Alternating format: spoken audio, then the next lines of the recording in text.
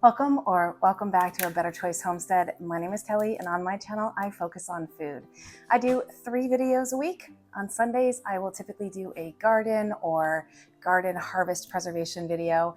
On Tuesdays, I do a cook with me video where I focus on quick, simple, easy, delicious, and nutritious meals that you can usually get onto the table in less than 30 minutes from start to serve. And on Fridays, I do freeze drying, nothing but freeze drying. Today is Friday, so welcome to Freeze Dry Friday. And if you're here for just the freeze drying, I do have playlists for the different things that I do, so please check out my playlist. I do have a Freeze Dry Friday one.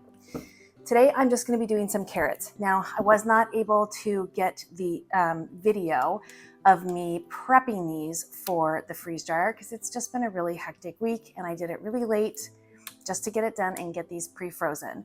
But I ordered 25 pounds of second carrots from Azure Standard. Seconds mean they're not pretty enough to go into the grocery store, but they are certainly fine to eat, especially for the way that I use them. We ate a bunch of them fresh, used in some cooking. I used them in my 30-minute Thai chicken lettuce wraps recently. It was phenomenal. I left some in the fridge for some continued fresh eating because carrots do store for a really long time. But I got the bulk of them cut into slices, blanched for 2 to 3 minutes in some boiling water, cooled down, placed on trays, and then put into the freeze dryer. These have been, not the freeze dryer, the freezer. And these have been in the freezer for a couple of days. So I know that they are good and frozen. So once they're on your trays, whether you pre-freeze them or not, they're good to go into the freeze dryer.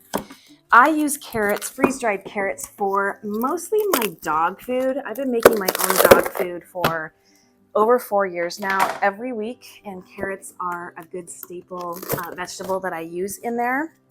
But I will also use these for people eating as well. They're really good to throw into casseroles or into soups or stews, things like that. So I'm not going to do anything special with these. They're just going to go into the freeze dryer, then they're going to go into some glass storage, which is in these cupboards up here, and some will go into Mylar. What I like to do is the ones I store in glass, they're for near-term use, kind of like my checking account. And the ones that I put into Mylar, they're for long-term storage or like a savings account for my future. If there's an emergency and I can't get to the grocery store, if I have another surgery, because I've had upwards of 20, and a lot of times I'm not able to drive and I have to take time off of work, maybe my income has been reduced, I know that I've got some good, healthy food available to me that's not going to put me out or be a challenge for me to get and use.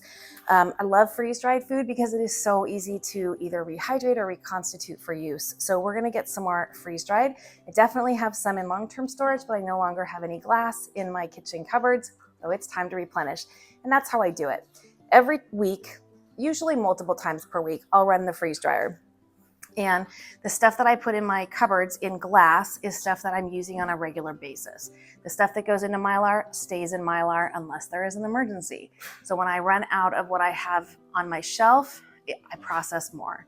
What goes into the Mylar bags, again, stays into Mylar. So I'm building up a pantry, if you will, an emergency pantry or long-term pantry.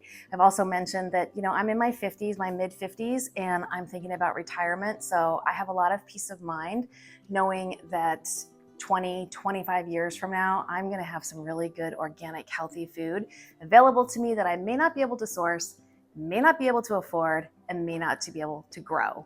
So that's why I freeze dry. What about you? I would love to hear why you freeze dry, what you freeze dry, and how you store it. So I've got the freeze dryer going because it needs to run for at least 15 minutes to cool down inside the chamber before I can get these in. But that's what we're gonna do. We are just going to slide these very full laden trays of carrots that again have just been, okay, so they've been washed, peeled, washed again, because they do grow in the dirt. Dirt does carry botulism spores. We don't want to get botulism spores into our storage food, especially long-term storage food. It takes just a little bit of moisture and airtight environment for the botulism to go into the vegetative state, which is the deadly state for us. So washed, peeled, washed again, chopped, 2 to 3 minutes blanched, then drained, cooled down, placed onto trays, frozen for me, but you could put them straight into the freeze dryer. Because I like to do multiple batches per week, I like to get my stuff pre-frozen as much as possible when I do have the freezer space available. So we're just gonna get these slid in and get to freeze drying. All right, here we are at the freeze dryer. I am just gonna get these carrots loaded in.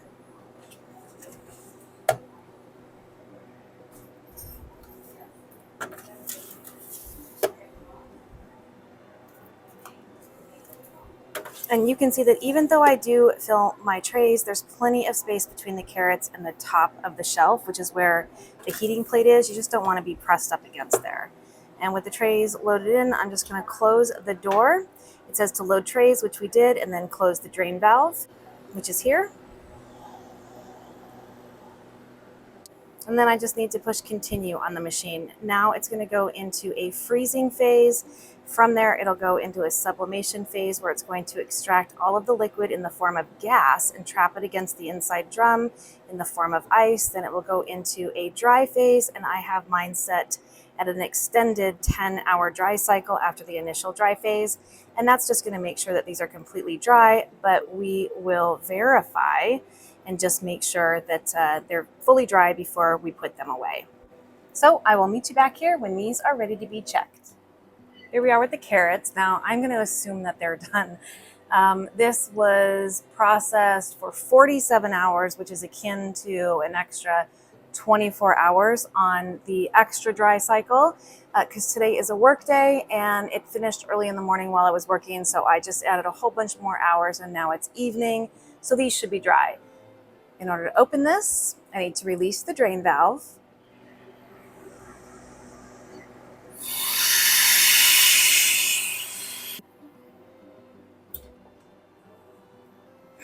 The ice buildup in here is not bad. It's maybe 1/4 of an inch thick. And they look totally dry. I have no concerns about these still retaining moisture. So we're gonna go ahead and get these into the kitchen and get them packaged up. All right, for these carrots, I'm gonna do just what I said. I'm gonna put some in a 1-gallon glass jar. I've purchased all of my 1-gallon glass jars from Azure Standard. And I did go on and look for my order this month to see if I could get a couple more glass jars, but it looks like they are out long term. So if you have another source for the 1-gallon glass jars, please leave me a comment down below. I would really like to have some extras on hand because I do a lot of freeze drying. Okay, so for this, I'm gonna put as much as I can into this glass jar, and this will be for, again, my near-term use. So carrots are loaded with vitamin A, which is really important for your eye health and your skin health and your overall immune function. It also has vitamin K, which supports your bone health. It has fiber, which supports your heart health and also your digestive system. And it also contains antioxidants, which help fight radical cell change in your body, reducing your risk of cancer. They also contain carotenoids, and carotenoids are a pigment. And pigment is what causes the vibrant color in some vegetables, like in carrots. And there's 2 different kinds of carotenoids in carrots. There is the pro-vitamin A carotenoids and the non-pro-vitamin A carotenoids. Both of those also support your eye health, including reduced risk of cataracts and macular degeneration. So carrots are an excellent thing to add to your overall diet as well as your long-term pantry to make sure that you've got some health promoting food on hand. I use carrots a lot in my dog food. Again, that's mostly what I do glass jars for. I mean, we eat out of these as well, but I do have a lot of dogs and I make their own food, and most of it is freeze-dried organic vegetables, of course meat as well. So I like to keep a lot of carrots on hand, and the ones that I will package in Mylar will be for me for later in life when I've retired and or am otherwise unable to source or grow my own. I did just plant some carrots for a fall harvest. Fingers crossed that we've got some good germination on those. I grow in small spaces, so I don't grow a lot. I augment with farmers market as well as with my monthly Azure Standard orders. But I do grow as much as I can. These I purchased, as I mentioned, from Azure Standard. Okay, now that this 1 gallon jar is full, which was only a tray and a half, so we're gonna get well over 2 gallons of freeze-dried carrots here. And look at that, it's gorgeous. And I am not gonna put an oxygen absorber in these. These will get used up fairly quickly. These are just gonna go in my cabinet. For the long-term storage, I'm gonna use a Mylar bag. I'm gonna go ahead and write on it before I put the food in. It's just easier with it totally flat to write on it. So I write FD for freeze dry because I also dehydrate sliced carrots. And this is now August of 24. And these should be good for 25 or 30 years minimum, as long as I keep them in a cool, dry, dark place. It's the carotenoids that will really lose their color and their effectiveness, the health benefits over time. I notice that especially the ones that I keep in the glass jar, if I've got them in there 6 months later, which is rare, the carrots start to turn white. They still taste like carrots, they still function like carrots, but you lose a lot of the carotenoids, and that can happen for a couple of different reasons. One, because of oxidation. So if you are not keeping them in an oxygen-free environment as well as a dark environment, then oxidation can happen and degrade the quality of the carotenoids, and then you're losing some of that eye health benefit. The other reason it can happen is if you don't blanch your carrots and a lot of your vegetables before preserving them, even freezing them. It's because there are a couple of enzymes, and I can't remember the name of them offhand, but there's 2 in particular that will continue to function inside the carrot even after they're washed and peeled and cut and frozen or canned. Well, not canned, I take that back because you boil them when you can them. But the enzyme continues to live and continues to age the carrot itself, which reduces the overall effectiveness of the health and nutritional benefits of the carrot too. So you definitely want to make sure that you're blanching your food, especially if you're trying to store it long term, to have some healthy and nutritious food down the road for an emergency or for later in life. So I would recommend that you blanch. And I'm probably going to change my mind about how I'm getting these carrots in here. A lot of times I'll slide them in. Sometimes I'll use the funnel. I think on bag number 2, I will go ahead and use the funnel to show you that way. But really, I'm just shimmying these in here, trying not to drop too many. Although my dogs don't mind when I do. They love vegetables and freeze-dried vegetables at that. So I'll use the funnel on the next one because that was kind of messy. But that filled up a bag here, so I'm just gonna kind of close it just real quick, keep as much oxygen off of it as I can for the moment, while I grab another bag and label it.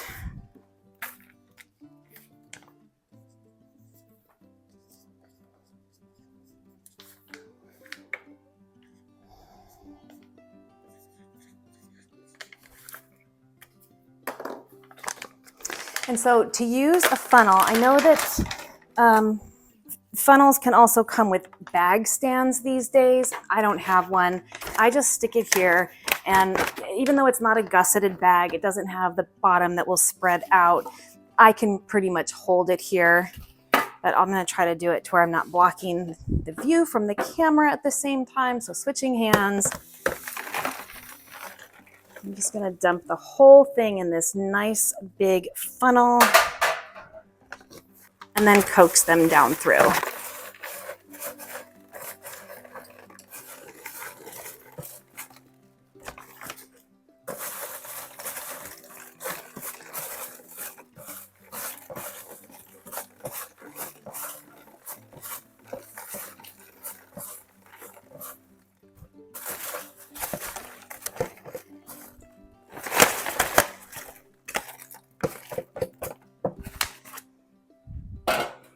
we go. Got a nice size in this bag as well. So now that I have both of my bags ready, I'm going to go ahead and take out 2 oxygen absorbers. These are 300 cc oxygen absorbers, which is appropriate for a 1 gallon bag. Oh, back to the carotenoids. So I have read, and I've done a little bit of research, that antioxidants can help preserve the carotenoids, and that if you buy commercially freeze-dried food, they probably come treated with some antioxidants, maybe some citric acid. But I also know that could change the flavor profile. I think it's more like, the packets that they use have some antioxidant coating on them versus like powder citric acid that you could put on the food, because I don't really want to introduce that extra like tart or bitter flavor to the food. So if you've experimented with that, if you know where you can source something that just helps protect the nutrients in here by adding an antioxidant, I'd love to hear that as well. Please let me know in the comments below. On these bags I do get from Azure Standard, they have tear notches at the top. So when I heat seal, because a zipper seal is not good enough for long-term storage, I heat seal right across the top edge, and that way I can use the tear notches to open this, which will also take off the heat seal. I do have an impulse sealer. This I bought as part of the package with my Harvest Right original medium freeze dryer. And this makes it really easy. So I have the dial, what do I have the dial set to? I have the dial set to 6, and these are 6 ml bags, so thickness. So I am just going to lay it on the heating plate with the tear notches towards me, not on the heating plate.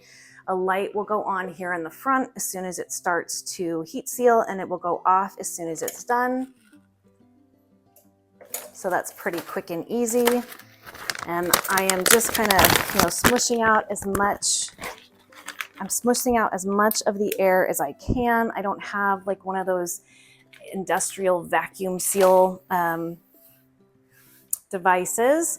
I have not found that necessary. I don't think I've had any bags fail. I keep them in 27-gallon totes. I think I have 25 full 27-gallon totes of freeze-dried food so far. I've been doing this for quite a while.